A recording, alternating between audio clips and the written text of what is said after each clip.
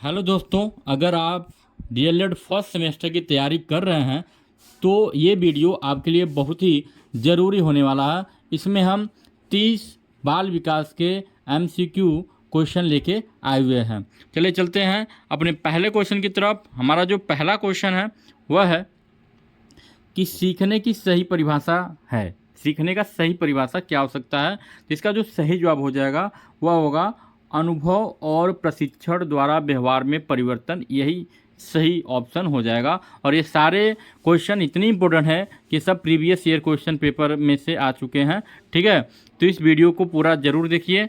चलिए चलते हैं अगले क्वेश्चन की तरफ। अगला जो हमारा प्रश्न है कि प्रयत्न एवं भूल सिद्धांत का प्रतिपादन किया किसने किया? तो इसमें प्रयत्न एवं भूल का जो प्रतिपादन किया था वो थॉर्नडाइक ने किया था। ऑप्शन नंबर 100 इसमें सही जवाब हो जाएगा। अगला जो हमारे पास प्रश्न है वह है कि बालक के नैतिक विकास का तात्पर्य है उसके किससे है? तो बालक का जो नैतिक विकास का तात्पर्य वो समाज से ही है।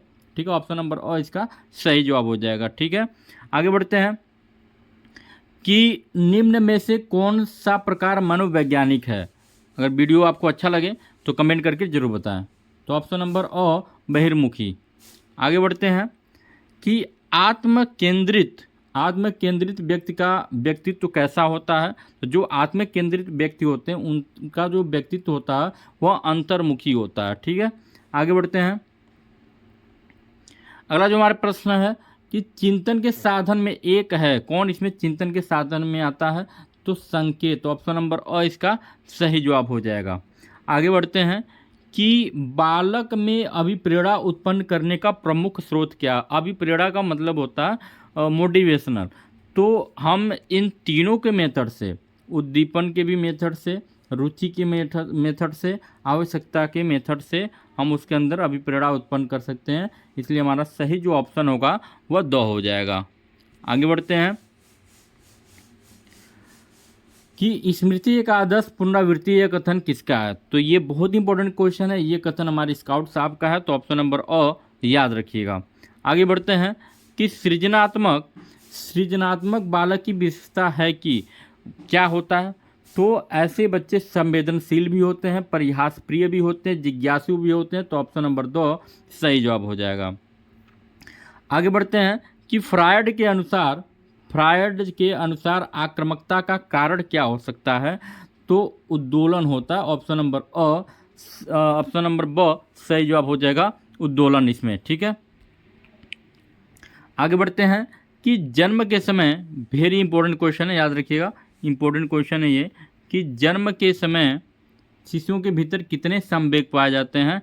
तो 3 संवेग पाए जाते हैं, याद रखिएगा, क्रोध, भय और प्रेम।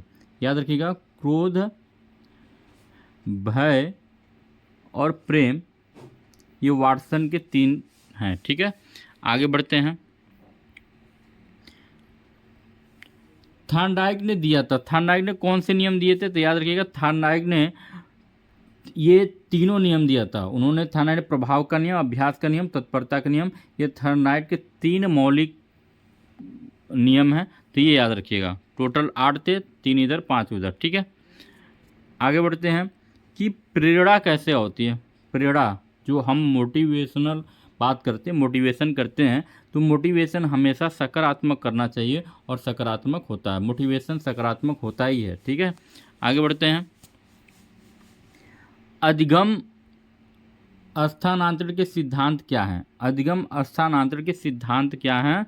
तो इसका जो सही जवाब हो जाएगा वो मानसिक शक्तियों का भी सिद्धांत होगा, समान तत्वों का भी सिद्धांत होगा, सामान्यीकरण का भी सिद्धांत होगा। ऑप्शन नंबर 2 इसका सही जवाब हो जाएगा। आगे बढ़ते हैं कि वह प्रेरक जिन्हें व्यक्ति अपने प्रयासों से प्राप्त करता है क्या कहलाता है? तो वह कहलाता अर्जित प्रेरक कहलाता है। जो अपने प्रयास से प्राप्त करेगा उसको हम अर्जित प्रेरक कहेंगे। आगे बढ़ते हैं। स्मृति सीखी हुई वस्तु का सीधा उपयोग है, यह कथन किसका है? तो ये कथन स्किनर का है। ऑप्शन नंबर 100 इसका सही जवाब हो जाएगा। आगे बढ़ते हैं। आंकड़ों के प्रकार कैसे होते हैं? तो याद रखिएगा, आंकड़ों का प्रकार आपसे पूछा जाएगा। तो आंकड़ों का जो प्रकार होता है वह अवर्गीकृत भी होता है और वर्गीकृत भी होता है। इसलिए ऑप्शन नंबर 100 इस पर सही टिक लगा देंगे। आगे बढ़ते हैं कि बाल विकास के अंतर्गत निम्नलिखित आयु वर्ग के लोग आते हैं।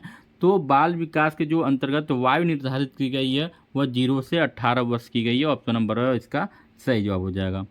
अगला जो हमारे पास प्रश्न है कि बुद्धि का विकास लगभग पूर्ण हो जाता है, यूपी टेट में भी एग्जाम में आ चुका है। तो किस आयु में बुद्धि का विकास लगभग पूर्ण हो जाता है? तो किशोरावस्था में। ऑप्शन नंबर अ इसका सही जवाब हो जाएगा, किशोरावस्था। ठीक है, आगे बढ़ते हैं।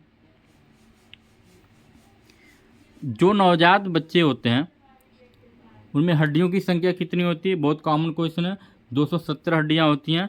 और जो मनुष्य वयस्क व्यक्ति होता है उसमें जो हड्डियों की संख्या होती है वह 206 होती है और ये इसमें 270 होता है, तो याद रखिएगा। ठीक है, आगे बढ़ते हैं कि सीखने को प्रभावित करने वाले महत्वपूर्ण कारक कौन से हैं इसमें? तो जो सीखने को प्रभावित करने वाले कारक हो सकते हैं वह रुचि होता है। ठीक है, रुचि नहीं रहेगा तो आप सीख नहीं पाएंगे। ठीक है, अगला जो प्रश्न है हमारे पास वह है विकास को प्रभावित करने वाला कारक। कौन ऐसा कारक जो विकास को प्रभावित करेगा? तो बुद्धि भी करेगा, यौन भी करेगा, अंतःस्रावी ग्रंथियां भी करेंगी। तो ऑप्शन नंबर अ द सही हो जाएगा। उपयुक्त सभी ऑप्शन इसमें सही कर देना। ठीक है, आगे बढ़ते हैं कि टोली की आयु। बहुत इंपॉर्टेंट क्वेश्चन है, बहुत ही इंपॉर्टेंट क्वेश्चन है। देखने में अजीब लग रहा होगा लेकिन बहुत ही इंपॉर्टेंट क्वेश्चन है। टोली का इसमें टोली की आयु किसे कहते हैं? तो बाल्य अवस्था को ही टोली की आयु कहते हैं। क्वेश्चन रिपीट हो चुका है एग्जाम में, ध्यान रखिएगा। आगे बढ़ते हैं। मैकडूल ने कितने संवेग बताए? ये आपको बताना, संवेग बताए हैं। तो मैकडूल ने कुल 14 संवेग बताए हैं, याद रखिएगा। आगे बढ़ते हैं कि जन्म से 5 वर्ष तक की अवस्था क्या कहलाती है? तो जन्म से 5 वर्ष की अवस्था सहसावस्था कहलाती है। ठीक है, आगे बढ़ते हैं। टीएटी व्यक्ति परीक्षण, टीएटी टेट व्यक्ति परीक्षा का निर्माण किसने किया था? तो इसका जो सही जवाब हो जाएगा वह हो जाएगा आपका मॉर्गन एंड मरे ने किया था। ऑप्शन नंबर 2 इसका सही जवाब हो जाएगा। आगे बढ़ते हैं। सीएटी इसमें आ गया।